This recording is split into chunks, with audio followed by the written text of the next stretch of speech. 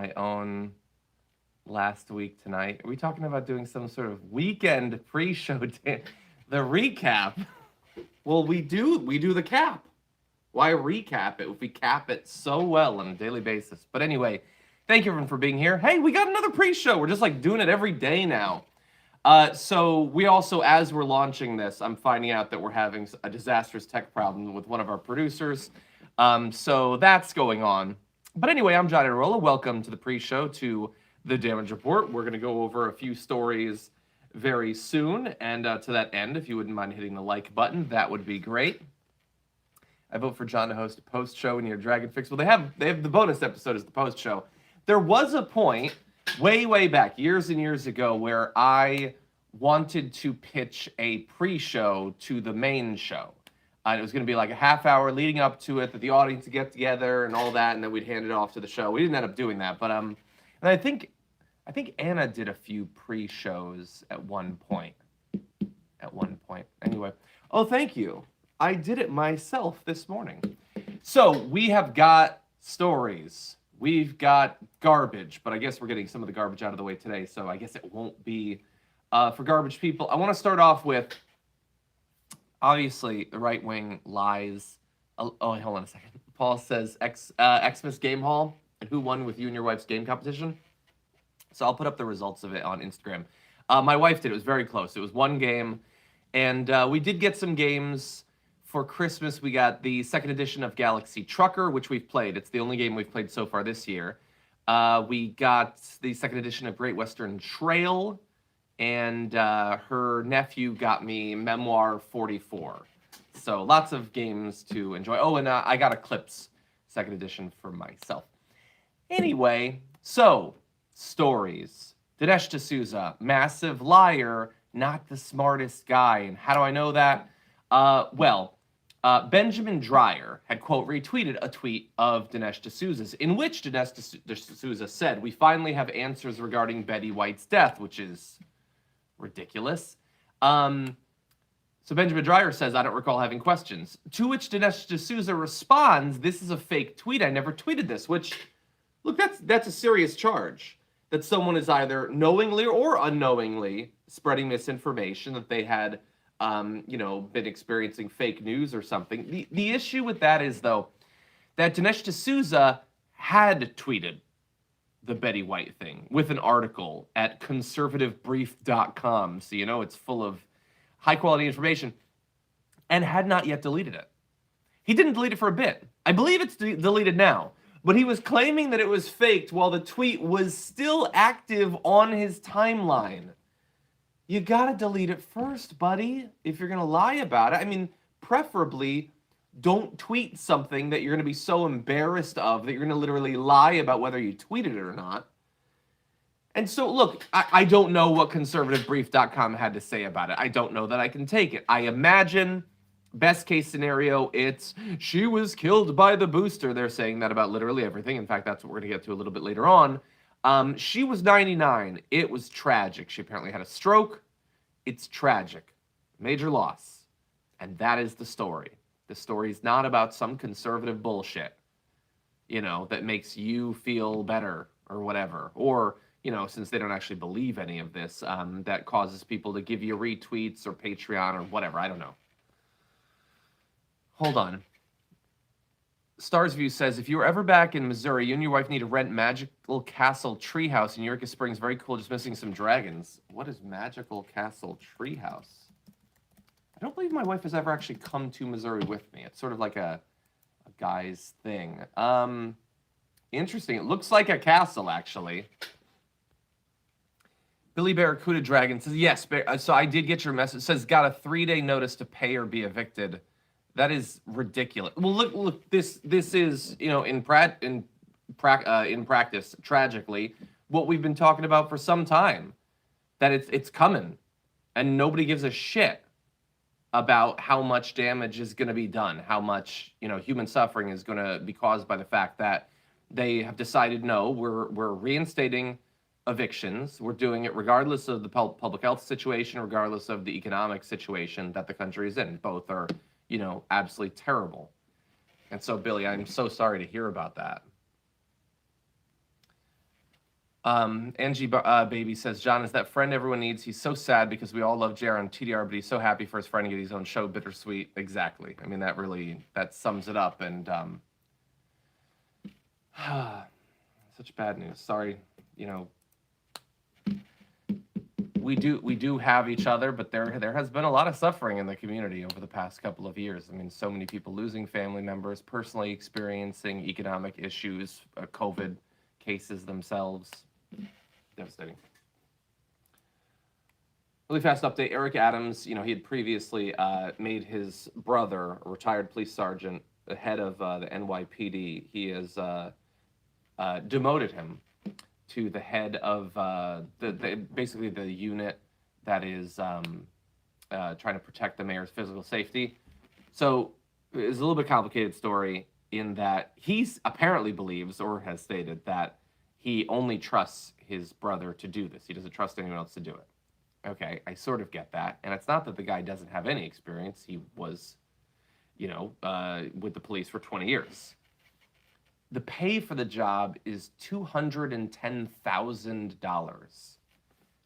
And regardless of qualifications, regardless of him saying, and by the way, it wasn't an indictment of the NYPD that he only trusts his brother to do it, handing out a position like that makes, you know, $250,000 a year, you can just do that? That seems absurd. I don't... Eric Adams has not been in office for long, and pretty much everything I've seen out of him has been an absolute disaster. Yes, thank you to the people in the chat and Non-Human Humanist who did a super chat to put out the Cash App for Billy, the $ Billy Shively. Thank you to all. We have such a great community. I really do appreciate you all being so supportive of each other and, you know, supportive of me as well. Sarah Robertson, Tier 1 member for 2 months, says, I may have 6 months on Twitch on my Hobbit name, but I like my baby dragon egg on YouTube even better. Also, Great Western Trail is a fab game. I'm hoping so. I've only played it once before on Tabletop Simulator and had a good experience. I had some issues with one thing, but I'm going to try it with the wife and see how it goes. Thank you, Eclipse. Colonel Useless, what did Candace do this time? Also, quick rant. Remember when she promoted the Freedom Phone? She still has an iPhone from Big Tech. Yeah, totally. Matt Gaetz' ex is testifying in a sex trafficking trial. Matt Gaetz. By the way, I have an idea. Like people are great and really supportive of the network, sending in super chats and everything. If you're interested in sending in a super chat, how about, like, as I understand, some people want to see have their comment be seen and it gets highlighted with the super chat. Nobody do more than a $1 super chat, and whatever else you would have put in that would have been supportive. Great member of the community, Billy Bear, could really use some help. So just an idea, just an idea. And I'm going to look up the Matt Gaetz thing. I'm not seeing anything.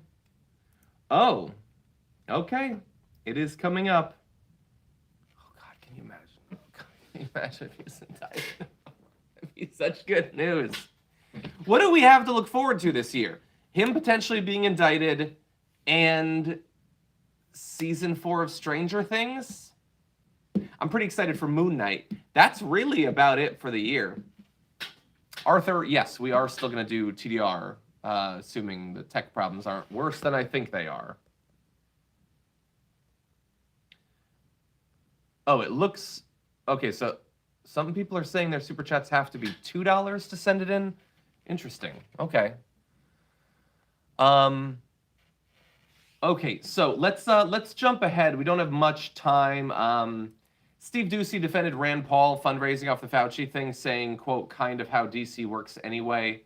Like, yes, I get that, and that's a problem. And you're on a commentary show. You can criticize that. The fact that so many people try to monetize literally everything. He's a senator. But then, of course, there's people who are just making a thing to then monetize, and that is clearly what Rand Paul is doing. Yes, I did see Gary Chambers. We're going to try to have Gary on. I imagine we'll be able to. Okay, let's see. NPR has this big story about about this interview with Donald Trump that he hung up on when he was being asked tough questions about the big election lie. I know that it's like the biggest story of the day or whatever. I just don't really feel it. It's look, I'm not mad at them for putting out the article and for people being interested in it. The fact that he runs like a little baby, a little cowardly baby from any questions that challenge his lies. Keep pointing out the lies, but I don't know. I just feel like we're familiar with it. Mike Lindell says that he has enough evidence not only to put people in prison for what happened in the last election, but to be clear, to put 300 million people in prison. That is what he said. He can put everyone in prison in the country. Now, that would leave a few people, maybe the kids, I guess, since they couldn't vote. Presumably, it would put every Republican in prison. It would put Trump in prison. It would put him in prison. Let's do it. You know what? Honestly, at this point, let's do it. I don't know what any of that means, and I don't think he does either. Okay, we have got basically no time. Oh, no. Okay, I'm going to jump to the video because we haven't gotten to 1,000 likes, but we're doing okay. So, okay, we're gonna play as much of this. I might jump around a little bit, but get ready. am I a conspiracy theorist or am I Nostradamus? That's not even how that's pronounced. I'm just not on Big Pharma's payroll, and I refuse to peddle in their lies. And so to that end, today, I'm going to point out another truth, and it will likely be deemed a conspiracy theory until it's not. It will. There are too many healthy individuals like Bob Saget, who we know have received their vaccinations, who are dropping dead suddenly and unexpectedly with no further explanation. Healthy athletes, young... Okay, no, that's enough. We don't have much time. Okay, so like with Betty White, who they also said was killed by the vaccine, Bob Saget, they are saying that is all over the place. Oh, by the way, just get used to it. Literally anyone who died. So anyone who you think is dead is not actually dead. That's one part of the QAnon thing. They're all secretly actually alive. Also, anyone who does die died because of COVID. Because again, both of those things are just designed to make the people who believe it feel better. Oh God, I was really sad when that person died. Oh, they didn't die. Oh, good. Because like when Robin Williams died and, I had to start thinking about mental health and suicide and all that, it made me really sad. But he's not dead, so I feel better about it. And now, can you die from a stroke when you're 99? Can you die? People are speculating potentially a drug overdose with Bob Saget. He was known, obviously, to have had substance abuse issues for literally decades. Those are complex things. It makes us feel kind of helpless almost thinking about it. Well, don't feel helpless ever. It's all coming up vaccine. There's an explanation for everything. So that is an explanation as to why so many people believe the bullshit that she is... Oh, hold on. That does not mean that, Eric. So look, that's what the people who believe her sort of bullshit believe it for, whether they know it or not, and most probably don't. It is to feel better, to not feel mental strain, mental anguish. She, let's just be very clear, is knowingly lying to make money and to get an audience. And so she has, for years now, bounced from thing to thing, trying desperately to find something she can say that will get people to give her money. She's not the only one. You can look at the career of people like Dave Rubin, who are like, what do I have to be? Should I be a comedian? No, that's not going to work. Okay, I'm gonna be a liberal. Can that work? Oh no, then I'm gonna just it's just looking for something. These are people who are absolutely desperate. And you combine desperation with equal parts lack of ethics, they'll tell lies to get that audience and to get that money. And so she is telling more and more lies about vaccines. And when you tell people that Bob Saget and Betty White and everybody, thousands of people are dying from the vaccine, what do you think that is going to do to vaccination efforts? It's obviously going to make it less likely for people to get vaccinated. And in a time of so much COVID out there, some of those people get sick and some of those people will die. So that's on the one hand. On the other hand, she has a show on the Daily Wire, and she probably gets to give speeches at colleges sometimes, and maybe she'll write a book eventually. And so you weigh those things. Kill some people, get paid for it. They're sort of like assassins, kind of contract killers, but the contract is with Daily Wire or Patreon or something. And the thing is, honestly, it's not new to have former liberals or whatever. That's always been around.